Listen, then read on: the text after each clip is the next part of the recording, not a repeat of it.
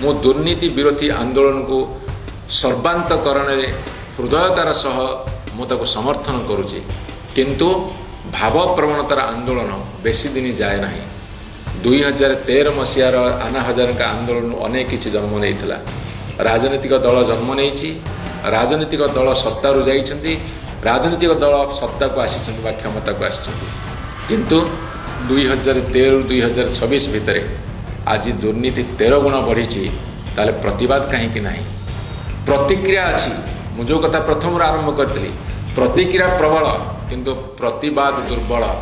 नमस्कार, आज एक विशेष कथा नहीं आपण मान पाखक आसी से कथा होची आमर देश में गोटे अभावनीय परिस्थिति सृष्टि होती ए अभावनीय परिस्थिति संपर्क में आज आपण पाखे अवतारण करी प्रतिक्रिया प्रबल प्रतिवाद दुर्बल more and more reaction but less and less protest एक कथा कहिबार कारण होची देशर आज से भयानक परिस्थिति अच्छी आमे बुझुचे आमे जानुचे आमे हृदयंगम करुचे आमे अनुभव करुचे आमे प्रतिदिन अंगे निभेउचे किंतु आमे प्रतिवाद करने को पछघुंचा दौचु किंतु आमे प्रतिक्रिया प्रकाश करुचु घरे बा आउका पाखरे बा सोशल मीडिया रे किंतु प्रतिवाद करिवार कथा आसिले आमे पछघुंचा दौचु। ए कथा जदि स्वाधीनता संग्राम बेले आमर महापुरुष माने स्वाधीनता संग्राम माने करिथान्ते ताहाले आज आमे कोन गोटे स्वाधीन भारतवर्षर नागरिक भाव में एटी कथा कहि पारुथान्ते जदि बा आज कथा कहिबार अधिकार को चापी दिया जाउची सेतिकी भी तो सुजोग मिली नथंता। ए परिप्रेक्षी रे गतकाली कॉकरोच जनता पार्टी तरफ जो जंतर मंतर ठारे प्रतिवाद देखादेला एवं से प्रतिवादर पृष्ठभूमि वर्तमान स्थिति आगामी दिन में कौन हम ताकू नहीं गोटे विचार विमर्श करिवार आवश्यकता नहीं मुझे आपण मान पाखरे कथा उपस्थापन करुच्ची।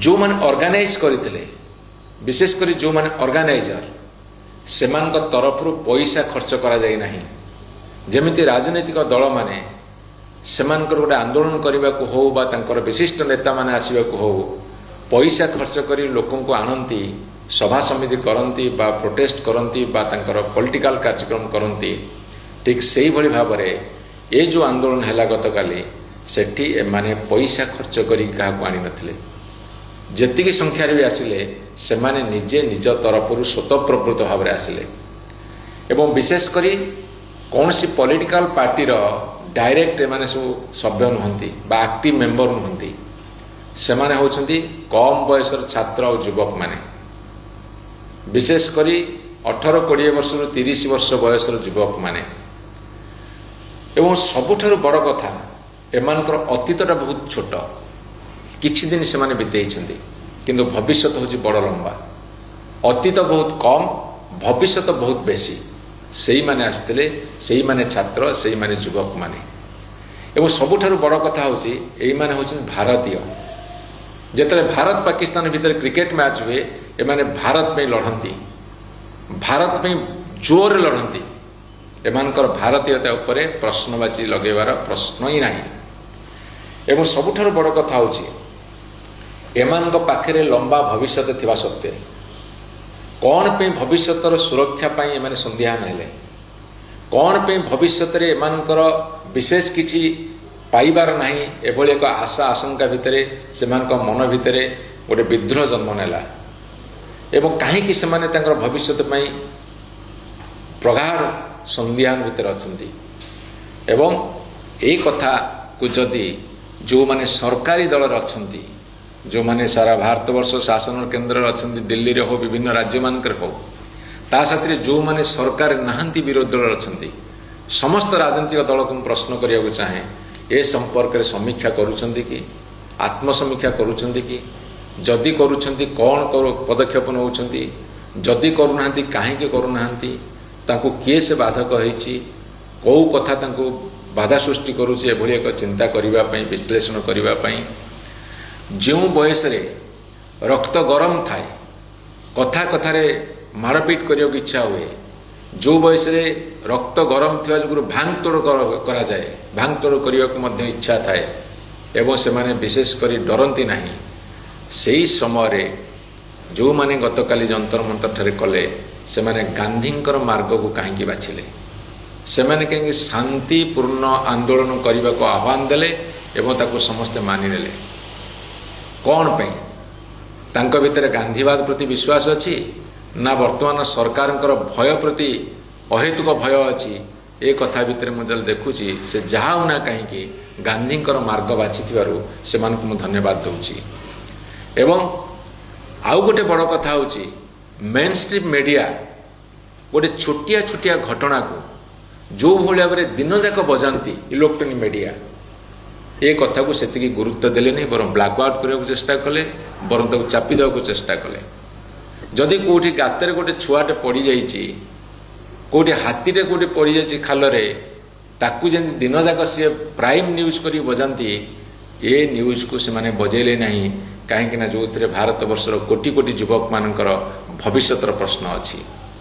ଏବଂ ତା ସତ୍ତ୍ୱେ ଭାରତବର୍ଷର କୋଟି କୋଟି ଲୋକ ଅନେଇକି ବସିଥିଲେ ଯେ ଏ ଆନ୍ଦୋଳନ ରୂପରେଖ କ'ଣ ହେବ, ଏଠି କେତେ ଲୋକ ଯୋଗ ଦେବେ, କେତେ ଯୁବକ ଆସିବେ, ଏ କେଉଁ ଆଡ଼କୁ ଯିବ।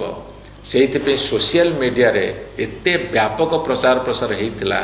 ଏବଂ ସୋସିଆଲ ମିଡ଼ିଆକୁ ସତେ ଯେମିତି କେଉଁଠି ଗୋଟେ ଭାରତ ପାକିସ୍ତାନ କ୍ରିକେଟ ମ୍ୟାଚ୍ ହେଉଛି, ବା କେଉଁଠି ଗୋଟେ ବଡ଼ ଫିଲ୍ମ ପଡ଼ିଛି, ବା କେଉଁଠି ଗୋଟେ ଏମିତି ଗୋଟେ ଘଟଣା ଘଟିଯାଇଛି, ରୋଚକ ଘଟଣା, ସେଇଭଳି ଭାବରେ ଭାରତବର୍ଷର ଅଧିକାଂଶ ଲୋକ ଗତକାଲି ଅପେକ୍ଷା କରିଥିଲେ ସୋସିଆଲ ମିଡ଼ିଆ ମାଧ୍ୟମରେ ଜାଣିବାକୁ ପାଇଲେ।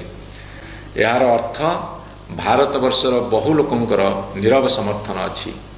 ମୁଁ ଏଠି ଆପଣମାନଙ୍କୁ ମନେ ପକାଇବାକୁ ଚାହେଁ, 2013 ମସିହାରେ ଯେତେବେଳେ ଆନା ହଜାରେ ଦୁର୍ନୀତି ବିରୁଦ୍ଧରେ ଆନ୍ଦୋଳନ କଲେ, ଲୋକବାଳ ବିଲ୍ ଆଣିଲେ, ସାରା ଦେଶରେ ସତେ ଗୋଟେ ପରିବର୍ତ୍ତନ ହେଇଯିବାର ଆନ୍ଦୋଳନ କଲେ, ସେତେବେଳେ ମୁଁ OTVର ଜନମଞ୍ଚକୁ ଯାଇଥିଲି।